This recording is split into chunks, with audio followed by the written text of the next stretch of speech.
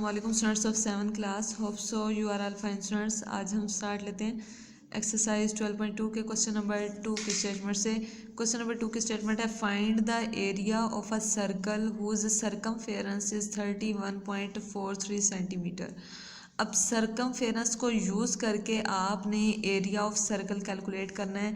तो area of circle के लिए तो हमें रेडियस चाहिए होगा और वो रेडियस हम सर्कमफेरेंस से निकालेंगे। रेडियस कैलकुलेट करने के बाद आप एरिया ऑफ सर्कल कैलकुलेट करेंगे। तो मूव करते हैं क्वेश्चन के सोल्यूशन की तरफ। स्टूडेंट्स, स्टेटमेंट के अकॉर्डिंग आपको एक सर्कल शेप के बारे में बताया गया है कि उसका एरिया आपने कैलकुलेट करना है और सर्कमफेरेंस आपको मालूम है। तो सर्कमफेरेंस ऑफ सर्कल का फार्मूला मैंने आपको बताया था किसके इक्वल होता है, C = 2πr। अब आपको C मालूम है तो यहाँ से आपने R की वैल्यू कैलकुलेट करनी है।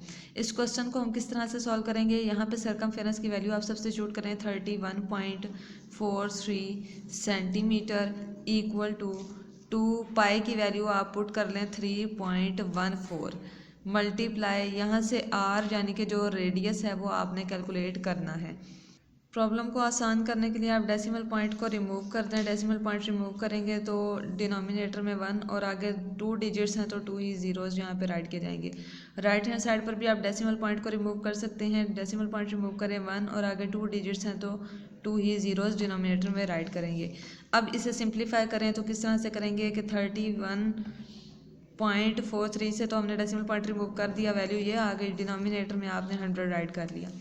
अब यहाँ पर देखें राइट हैंड साइड पर 100 डिवाइड हो रहा है, लेफ़्ट पर शिफ्ट होगा तो मल्टीप्लाई हो जाएगा। सिमिलरली राइट हैंड साइड पर 2 और 314 यानी 314 वैल्यू जो है वो मल्टीप्लाई हो रहे हैं रेडियस के साथ।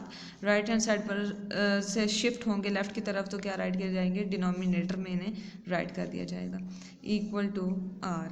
अब देखें ये 100 इस 100 से कैंसिल आउट हो गया और जो बाकी बचने वाली वैल्यूज़ हैं वो आप एज इट इज़ राइट कर दें।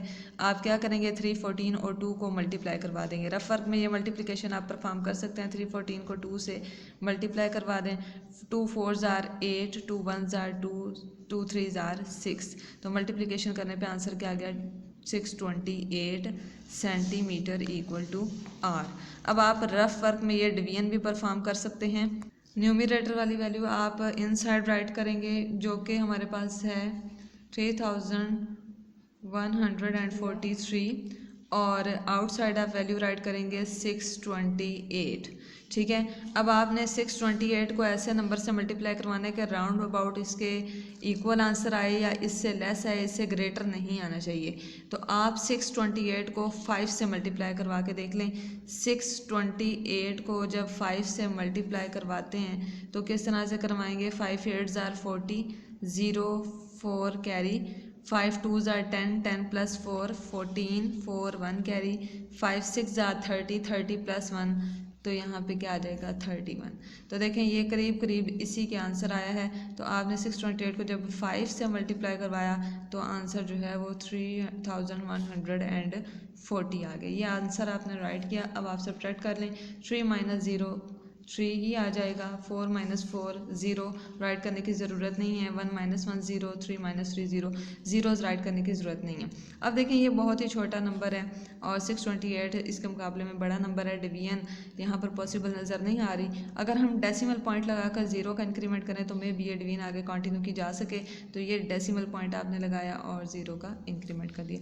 लेकिन अगर हम गौर करें तो नंबर अभी भी बहुत छोटा है, डेसिमल पॉइंट लगा हुआ है। तो अगर एक और 0 का इंक्रीमेंट करेंगे तो यहाँ पर क्वोशंट में भी एक 0 का इजाफा किया जाएगा।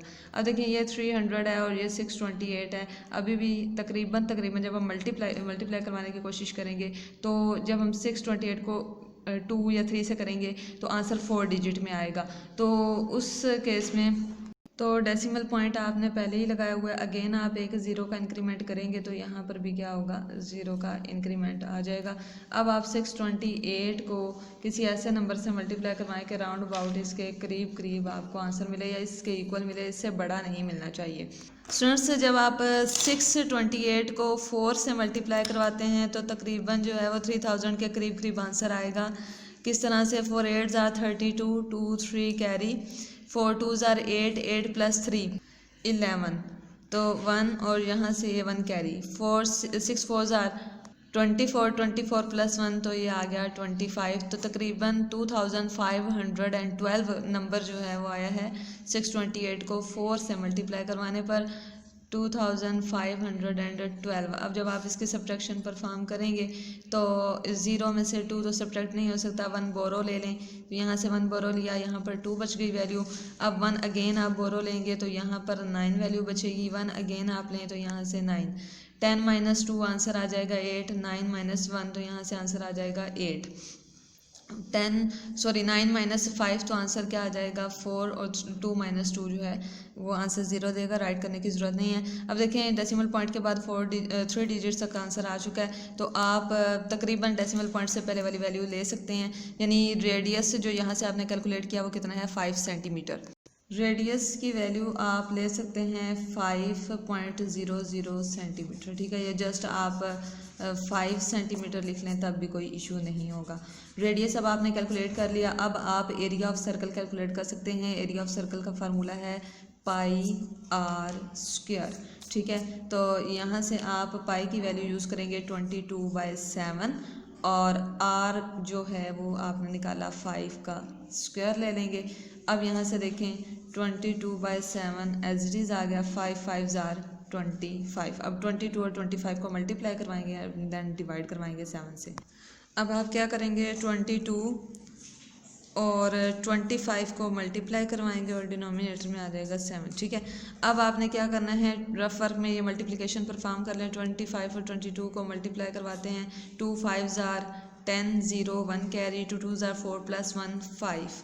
नेक्स्ट डिजिट की मल्टीप्लिकेशन है 2 5 ज़ार 10, 0 1 कैरी, 2 2 ज़ार 4 + 1 5, 0 5 5 550 आपका आंसर आ गया। एरिया इक्वल है 550 डिवाइडेड बाय 7। अब ये डिवीजन भी आपने रफ वर्क में परफॉर्म करनी है। रफ वर्क में ये डिवीजन परफॉर्म करते हैं, न्यूमरेटर वाली वैल्यू आपने इनसाइड रखनी है और डिनोमिनेटर वाली आउटसाइड। अब यहाँ से देखें 7 7 ज़ार 49, ठीक है।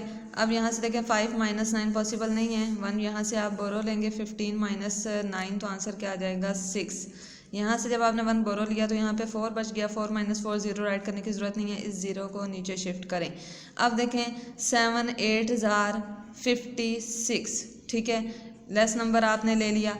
अब यहाँ से 0 - 6 अगेन पॉसिबल नहीं है, 1 आप बोरो लेंगे, 10 - 6 आंसर क्या आ जाएगा 4। यहाँ से 1 बोरो लिया तो 5 5 - 5 आंसर 0, राइट करने की ज़रूरत नहीं है। अब यहाँ पे 4 क्या है, लेस है, और 7 ग्रेटर नंबर है। पॉइंट लगाकर 0 का इंक्रीमेंट करें तो यहाँ से देखें 7 5 ज़ार 35।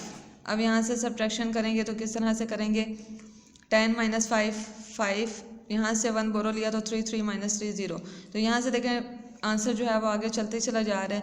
तो तकरीबन डेसिमल पॉइंट के बाद आपने एक डिजिट लिया काफ़ी है, यहाँ तक आंसर आपका आ जाएगा 78.5 सेंटीमीटर स्क्वायर।